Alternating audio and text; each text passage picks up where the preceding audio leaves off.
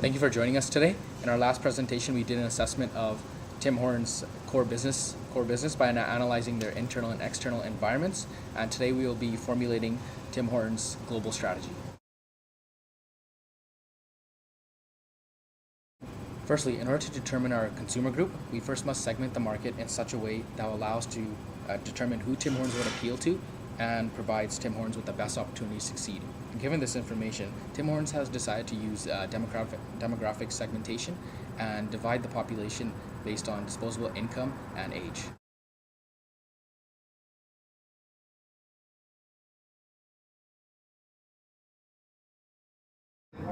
Based on demographic segmentation, we have divided the Indian population into three segments. The first segment is the under 17-year-olds.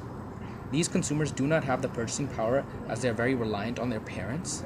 Secondly, they are heavily influenced by the parents who are very traditional, so they're more used to dining in than they are dining out, as they don't have the income to go out and buy food and spend money on things such as coffee and donuts. And finally, their current needs and interests do not make Tim Hortons very appealing. At that age, your ideal situation to hang out with your friends is not in a coffee shop, but say at the schoolyard, at the playground, or at one of your friends' house. The second segmented group is the 17 to 34-year-olds. These individuals have the greatest portion of disposable income within India, as they also account for the largest portion of the population. These individuals are trying to establish their own identity, so they're looking for products that will allow them to be different from their parents and the older Indian generation. Also, these individuals are heavily influenced by Western culture and ideals and want to consume products that will tie them to Western ideals. Also, these individuals like to dine out, and it is now considered one of the three most popular recreational activities amongst this group. And our final segmented group is the over 35-year-olds. These individuals are considered very nationalistic in the sense they're not very supportive of Western culture or ideals. For them, they prefer to dine in than dine out because the family dynamic is very important to them, and coming together and eating is something that brings the family together. So by dining out, they feel that as if basically dining out is kind of splitting up that family dynamic. And finally, this group prefers to save rather than spend their money and save their disposable income for a rainy day.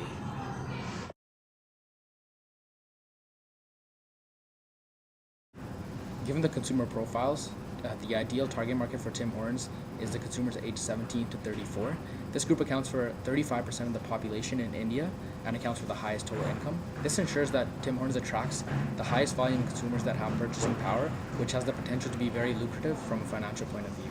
In addition, this target market is very youthful and will drive consumption in the future, given the fact that their consumption patterns are different than their parents.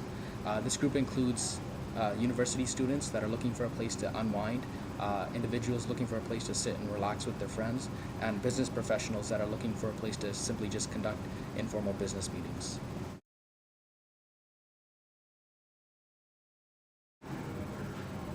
With respect to position, we want to change Tim Hortons' position on the perceptual map of consumers. Within the Indian market, Tim Hortons will be repositioned as an inviting and trendy coffee shop where consumers can spend their leisure time without paying the premium price they would pay at Starbucks or Cafe Coffee Day. Currently, Tim Hortons is seen as a quick service restaurant that offers products at a low price. Based on the consumer profiles, our target market is heavily influenced by Western culture and prefer to have a coffee shop where they can sit, relax, and enjoy the company of their friends and colleagues. Indian coffee consumers don't often buy coffee to go. Based on this, we want to shift Tim Hortons' image from a quick service coffee shop to a dine-in cafe while maintaining reasonable prices. This is of course different from what Tim Hortons does in North America. However, as we know, the one-size-fits-all model is not always successful, especially for a culturally different countries such as India.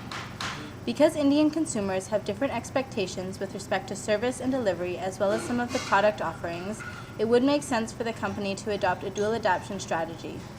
They can adapt the product as well as the promotion and business and presentation of their business in order to position themselves as a reasonably priced and welcoming coffee shop. Furthermore, this strategy will show consumers that Tim Hortons takes into account the needs and desires of their customers, which will allow them to start building rapport with their clientele. Just to conclude, given our target market and positioning strategy, we will be using a focused differentiation strategy in which we will provide India's youth between ages of 17 and 34 with a Tim Hortons that gives them an inviting and relaxing atmosphere with competitive prices. A focused strategy is ideal for Tim Hortons mainly because it allows them to focus on India's biggest segment, which has the purchasing power, the needs and interests that would make Tim Hortons very appealing to them.